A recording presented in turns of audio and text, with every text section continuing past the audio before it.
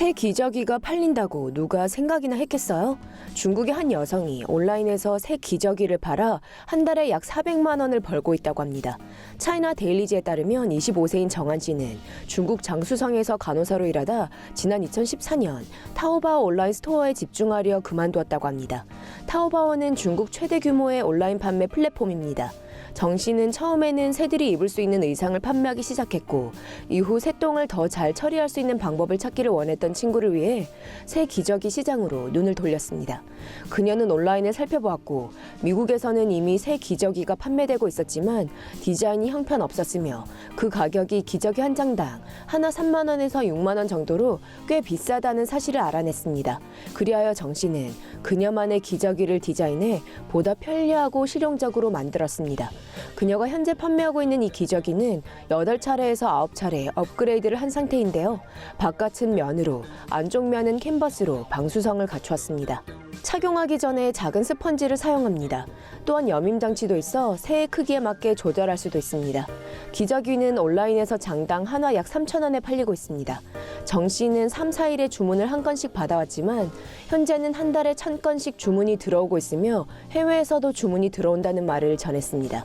그녀의 고객들에는 새 애호가들이 포함되어 있으며 멀리에서는 호주, 미국, 캐나다, 싱가포르, 그리고 아랍에미리트 공화국에서도 주문이 들어온다고 합니다. 직장 그만둘만 하네요. 캐나다의 빅토리아 대학에서 나온 한 새 연구에 따르면 병에 든 생수를 마실 경우 2배는 더 많은 미세 플라스틱을 섭취하게 될 수도 있다고 합니다. 이번 연구에서 연구원들은 꿀, 해산물, 소금, 설탕 및 수돗물과 같은 음식 속에 존재하는 미세 플라스틱의 양을 측정해내기 위해 미국인들의 식단에 초점을 맞추었습니다. 이번 연구에 따르면 흡입하는 미세 플라스틱의 양은 1년에 소년의 경우 8만 1,000개, 성인 남성의 경우 12만 1,000개라고 합니다. 반면 소녀들의 경우 약 7만 4천 개, 성인 여성의 경우 9만 8천 개라고 합니다. 연구원들은 몸속에 존재하는 미세 플라스틱의 양이 물을 어떻게 마시느냐와 연관이 있다는 사실을 알아냈습니다. 이번 연구에 따르면 병에 든 물을 마시는 사람들은 1년에 미세 플라스틱 9만 개를 추가로 섭취하게 된다고 합니다. 이와 비교해 수돗물을 마시는 사람들은 1년에 미세 플라스틱 약 4천 개만 추가로 섭취하게 됩니다. 이번 연구의 저자들은 미국인들이 섭취하는 미세 플라스틱의 총량은 훨씬 더 많을 가능성이 있다는 결론을 내렸는데요. 그러나 이번 연구에는 몇 가지 제한점이 있습니다. CNN에 따르면 영국 국립해양센터의 리차드 리핏 교수가 연구 저자들이 미세 플라스틱과 나노 플라스틱을 구분하지 못했다며 이번 연구를 비난했다고 합니다. 너무 무섭지 않나요? 대만에서 관광을 하려던 지역 주민에 의해 코브라가 2번이나 목격되었다고 합니다. 타이완 뉴스는 맹독성의 코브라가 처음에는 대만 중부지방의 한 하이킹 코스에서 발견되었다고 전했습니다. 타이청 관광청이 올린 한 영상에 코브라 한 마리의 모습이 찍힌 것을 보실 수 있는데요. 카메라맨이 줌인을 하자 이 코브라는 즉시 돌아서서는 그를 위협적으로 쏘아봅니다. 이 영상과 함께 경고의 메시지가 올라왔는데요. 대중들에게 키가 큰 숲을 속에서는 뱀을 조심하라는 내용이었습니다. 두 번째로 발견된 코브라는 대만의 수도 타이페이에 있는 한 공원의 수영장에서 며칠 뒤 발견되었습니다. 목격자들은 대만의 온라인 메시지 보드인 PTT에 이 뱀의 모습이 담긴 사진을 재빨리 공유했습니다. 대만에서 갑작스럽게 코브라의 수가 증가한 것은 더워진 날씨 탓이라고 대만 관광청은 전했습니다. 지금 대만의 자연을 보러 가기에는 최적의 시기가 아닐지도 모릅니다. 가실 거면 그냥 도시 속에 머무르세요. 말레이시아의 유미라 모하마드라는 이름의 19세 소녀가 입고 있던 청바지 안에 들어온 쥐 한 마리에게 물리고서는 큰 충격을 받았다고 합니다. 데일리 뉴스의 보도에 따르면 이번 사건은 유미라 씨와 그녀의 어머니가 조우루 파운데이션 파크에 있는 쇼핑몰에 방문했을 때 발생했다고 합니다. 그녀는 차 주변에서 웅덩이를 하나 발견하고서 입고 있던 청바지의 밑단을 걷어올려 젖지 않으려고 했죠.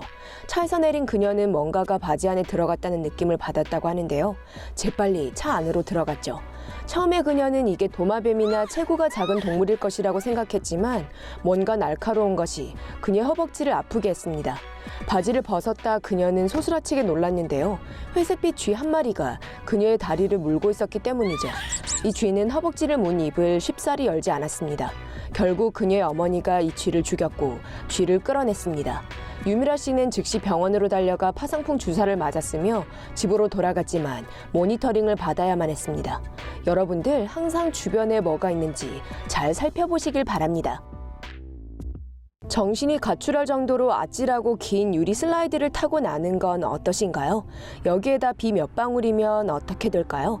장난 아니게 들리네요. 미아오파이의 보도에 따르면 어떤 사람이 사망하고 6명의 사람들이 부상을 입었다고 하는데요. 중국 광시 지역의 관광지인 유리 슬라이드에서 떨어지는 사고 때문이라고 합니다. 핑난 지역의 관광지에 방문한 이 사람들은 260m 길이의 슬라이드를 타고 있었다고 하는데요. 브레이크 역할을 하는 장갑을 끼고 있었긴 했지만 그 질이 형편없는 싸구려였다고 합니다. 이후 상황도 슬라이드를 타고 내려가듯 내리막길을 탔는데요. 비가 오기 시작해 이 슬라이드는 너무 미끄러워졌고 이 때문에 한 남성이 울타리에 부딪히는 바람에 부서진 울타리를 통과했고 7m 이상 높이에서 추락했다고 합니다. 다른 6명의 탑승자들도 그를 따라 추락했고 또한 부상을 당했습니다. 안 된 일이지만 이 남성은 결국 머리에 입은 부상으로 사망했습니다. 다른 사람들은 타박상을 입고 치료를 받았습니다. 피해자 모두 가족 관계였다고 합니다. 경찰은 이 슬라이드의 주인을 체포했으며 현재 이번 사건의 원인을 조사하고 있는 중이라고 합니다. 뭐라고 대답했을까요? 아마 중력 때문이라고 대답했을지도 모릅니다. 지난 5월 20일 월요일 에펠탑이 폐쇄되었습니다. 웬 남성이 프랑스 파리의 상징물인 에펠타워를 산타듯 탔기 때문입니다. 타임의 보도에 따르면 보안 직원들이 2층에서 한 남성이 탑을 타고 오르는 것을 목격했다고 합니다. 이번 사건의 결과로 에펠탑 측은 이 지역에 있는 2,500명의 관광객들을 대피시키기로 했습니다. 신원이 밝혀지지 않은 이 남성은 고도 300m에서 기어오르기를 그만두었고 이는 탑에서 가장 높은 3층의 바로 아래 높이입니다. 에펠탑은 프랑스 파리에서 가장 높은 탑이며 그 높이는 81층에 해당합니다. 6시간이 지나도록 이 남성은 에펠탑을 타고 올랐으며 내려오기를 거부했습니다. 처음에 이 남성은 내려오기를 거부했지만 소방관들이 결국 그를 설득해 내려오게 했습니다. 에펠탑 대변인은 로이터 측에 이 남성이 처음에는 정상적인 방법으로 에펠탑에 입장했다고 합니다. 그러나 그는 일단 2층에 다다르자 탑을 기어오르기 시작했다고 합니다. 에펠탑을 기어오른 이 남자의 동기는 장난 혹은 챌린지를 위해서인 듯한데요. 이 남자는 구금된 것으로 보도되었습니다. 에펠탑은 다음날 다시 문을 열었고 이번 사건으로 취소된 입장 티켓에 대한 환불을 약속했다고 합니다. 중학생 몇 명이 교사들에게 제공되는 음식에 자신만의 소스를 쳤다고 합니다. 미국 델라웨어 카운티 경찰 대변인은 이번 사건에 연루된 피해자와 가해자가 여러 명이었다고 전했습니다. WBNS에 따르면 이번 사건은 지난 5월 하얏츠 중학교에서 발생했다고 합니다. 경찰관은 학생들이 그들의 채취를 띤 레모네이드와 밀크쉐이크를 교사들에게 제공되던 크레이프에 고명으로 얹었다는 혐의를 받았다고 전했습니다. 범인 증거 영상도 당연히 있었습니다. 안 된 일이지만 직원들은 교사들이 이미 음식을 먹은 뒤 6시간이 흐른 뒤에도 이 영상에 대해 알지 못했습니다. 경찰서에 따르면 이 물질이 무엇인지 밝혀내는 테스트가 진행 중이라고 합니다. 학교 측은 학생 및 직원들의 안전과 보안이 가장 중요한 것이다. 학교 교원들과 지역 경찰은 이번 사건 조사를 수행 중이며 그 누구라도 학교 규정을 어긴 자라면 그들의 행동에 책임을 져야 할 것이다. 라는 말을 성명서를 통해 밝혔습니다. 진짜 최고의 졸업 선물이네요. 안 그래도 즐거운 졸업식이 인생을 바꾸는 날이 될 줄이야. 누가 알았겠어요. 포브스에 의하면 50억 달러, 5조 원의 재산을 가진 것으로 생각되는 억만장자 로버트 F. 스미스 씨가 모어하우스 대학에서 이번 연도 연설을 맞았습니다. 그가 졸업생들에게 주는 선물이 뭐냐고요? 학생들의 대출 자금을 갚아주었다고 합니다. 한 명도 아니고 396명 졸업생들에게요. 모어하우스 대학이 공유한 페이스북 라이브 영상에서 스미스 씨가 몇 분 안 되는 마지막 연설을 통해 놀랄만한 사실을 발표하자 학생들 사이에서 환호가 터져나오고 스미스 씨 뒤에 있던 교수들의 눈이 휘둥그레해집니다.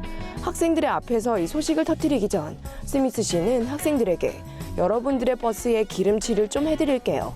이 기름칠이면 많은 학생들이 먼 길을 떠날 수 있을 겁니다. 라고 언급했습니다. 연합통신에 따르면 아론 미촘 씨는 금융 전공으로 20만 달러, 한화 약 2억 원의 대출금을 떠안고 졸업할 예정이었죠. 스미스 씨의 보조금으로 그는 대학을 대출금 한 푼 없이 졸업할 수 있게 되었습니다. 그는 연합통신 측에 충격받았습니다. 심장이 떨어지는 줄 알았어요. 우리 모두 울었습니다. 그 순간 짐을 내려놓은 느낌이었죠. 라고 전했습니다. 미국에서 학자 대출금은 증가 추세였습니다. Institute for College Access and Success의 보고에 따르면 1996년 4년제 대학 졸업생들의 평균 대출금은 12,750달러, 이 수치는 2017년 28,650달러까지 증가했습니다. 스미스 씨의 기부는 보다 영향력이 큰 행보였습니다.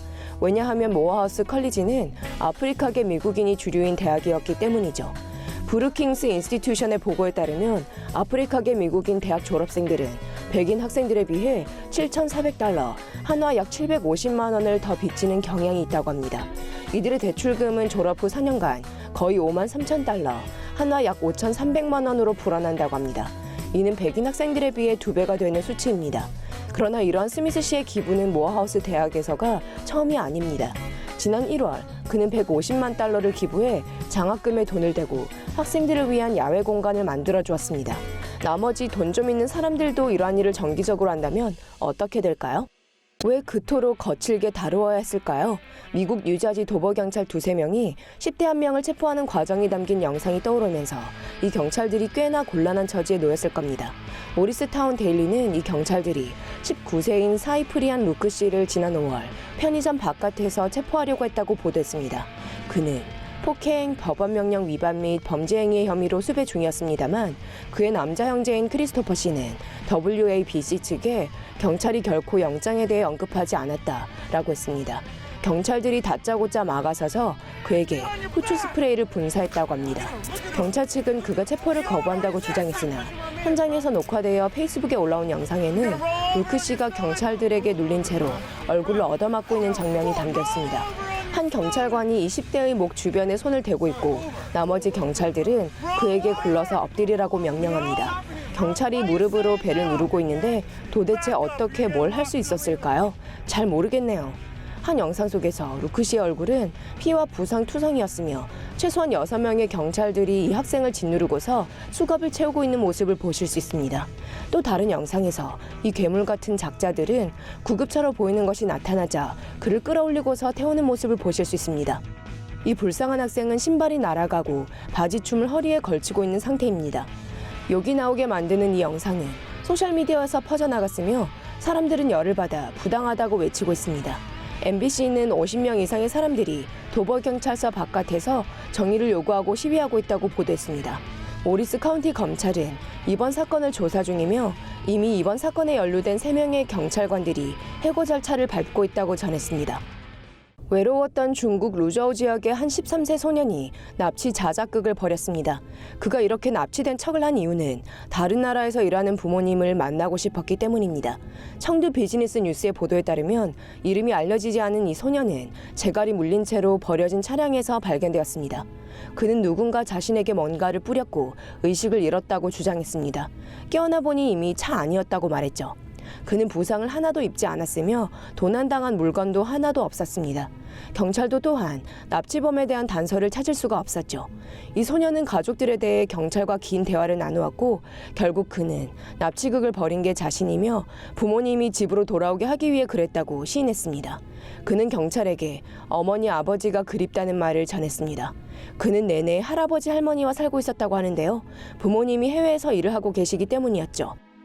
할머니 할아버지도 일을 하시느라 바빴고 올해 한 번도 부모님의 얼굴을 보지 못했습니다. 그는 자신이 전화를 걸어서 보고 싶다고 하면 안 오실 것을 알기 때문에 납치자 작극을 벌이겠다는 아이디어를 생각해냈습니다.